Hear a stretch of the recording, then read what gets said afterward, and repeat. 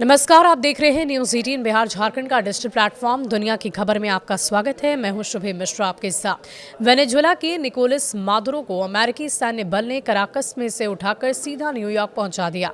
जब से वे अमेरिका में कैद हुए हैं तब से उनका कोई सीधा मैसेज नहीं आया, लेकिन इस बार उन्होंने अपने बेटे को संदेश भेजा। वेनेजुएला के सांसद निकोलस मादुरो गुएरा ने जानकारी दी है कि उनके पिता निकोलस मादुरो ने अपने वकीलों के जरिए कहलाया है कि उनके इरादे अब भी मौजूद हैं। संदेश में ये कहा गया कि वो एक अच्छी हालत में हैं और अमेरिका में हिरासत में रहने के दौरान भी वो टूटे बिखरे नहीं हैं। गुएरा ने शनिवार को वेनेजुएला की रूलिंग यूनाइटेड सोशलिस्ट पार्टी के नेताओं को संबोधित करते हुए कहा कि वकीलों ने हमें बताया कि वे मजबूत हैं और हमें दुखी नहीं होना चाहिए। उन्होंने कहा कि उनके पिता ने कहा है कि हम ठीक हैं और मैं एक फाइटर हूं। आपको बता दें कि राष्ट्रपति मादुरो और उनकी पत्नी सिलिया फ्लोरेस अभी अमेरिका में हैं।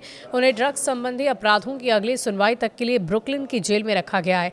बेटे को मादुरो ने क्या संदेश भेजा? मादुरो गुएरा ने कहा कि उनके पिता अभी भी डटे हुए हैं, उनके सपोर्टर एक साथ उनके खड़े हैं, मजबूती से खड़े हैं। उन्होंने कहा कि हमारी ताकत में एकता है, चाहे कुछ भी हो जाए हमें एक रहना चाहिए। वेनेजुएला की कार्यवाहक राष्ट्रपति डेल्सी रोड्रिग्स ने शनिवार को मादुरो और उनकी पत्नी की वापसी पक्की करने का वादा किया। मिरांडा स्टेट में एक कम्युनिटी इवेंट में रोड्रिग्स ने कहा कि वेनेजुएला के नेतृत्व या गवर्निंग प्रोग्राम को लेकर कुछ तय नहीं है। उन्होंने कहा कि यहाँ कुछ तय नहीं, वेनेजुएला के लोग इंचार्ज हैं। राष्ट्रपति निकोलस मादुरो की एक सरकार है। इसके साथ ही उन्होंने शांति, स्थिरता, देश के भविष्य की गारंटी के लिए एकता की अपील की है। कसम खाई है कि जब तक मादुरो और उनकी पत्नी फ्लोरेस वेनेजुएला वापस नहीं आ जाते तब तक वो एक मिनट भी चैन की सांस नहीं लेंगे।